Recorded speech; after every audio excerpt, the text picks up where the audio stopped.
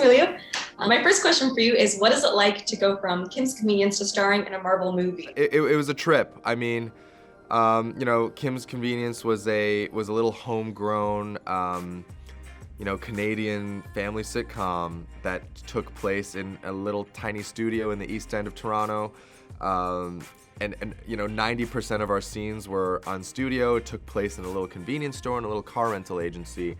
And Shang-Chi and the Legend of the Ten Rings is a little bit bigger than that. And I remember first driving onto the lot of Fox Studios in Sydney, Australia, and getting to the first soundstage, which was like a football field, and walking through it and being like, wow, that's a lot for one movie. And the first AD looking over at me, laughing and being like, oh no, this is one of 10 sound stages that we have. We have the whole studio.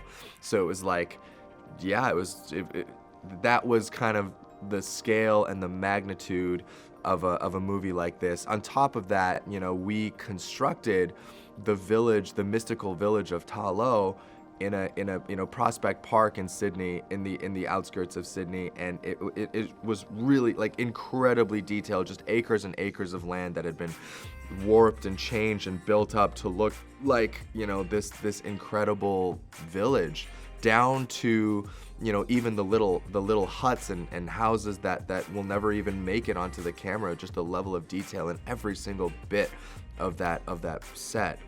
It really just immersed me and immersed all of us in the world and in the work, and just made it very easy for an actor to kind of transport himself into those circumstances. For sure. And you just got back in Toronto. So what are 3 things you cannot wait to eat, and where are you getting them from? Fishman Lobster Clubhouse. I don't know if you've ever heard of it. I don't know if you've been there. That's the restaurant with the lobster towers, absolutely delicious. So I gotta do that. Poutine, people love smokes. I'm a fan of smokes. I actually love just like food truck or like chip truck poutine. I think that's the best poutine I've ever had. Nice chunky cheese curds, big, like warm, hot, smoking, piping hot gravy, just drizzled over the whole thing. I miss that so much whenever I'm not in Canada. And then for my third meal, I want to say, my mom's dumplings. My mom's dumplings. She makes the best dumplings in the world. Can't get them anywhere else, unfortunately. Don't have the talent to make it myself. We're gonna go with that. That's awesome. And how does it feel to be the first Asian lead in a Marvel movie, and what do you think that means for the industry? Feels like an incredible honor and privilege, and I think for the industry it means that doors are opening where they have not before, and opportunities are given not only for artists that occupy space in front of a screen, but also storytellers and creatives and decision makers and producers behind the screen that can influence the projects that are greenlit, that can tell stories from a unique perspective and lens. And I believe that we're about to see the world reacting to this movie in a very, very big way. For my last question, it certainly feels like you made this happen with your famous tweet back in 2014, some big manifesting energy. Do you have any other examples in your life or career where you willed something into coming true? Oh God, when I was in college, I really wanted to work for Abercrombie.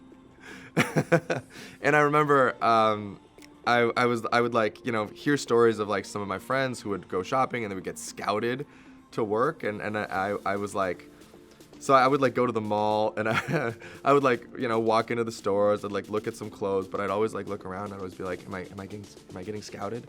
Am I getting scouted? I never got scouted, but I did eventually, just kind of getting fed up of waiting.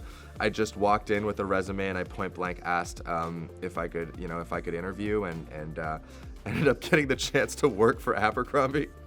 It's not really a manifestation to the same level as what you just described, but it's a hilarious and slightly embarrassing life story that I've now shared with you.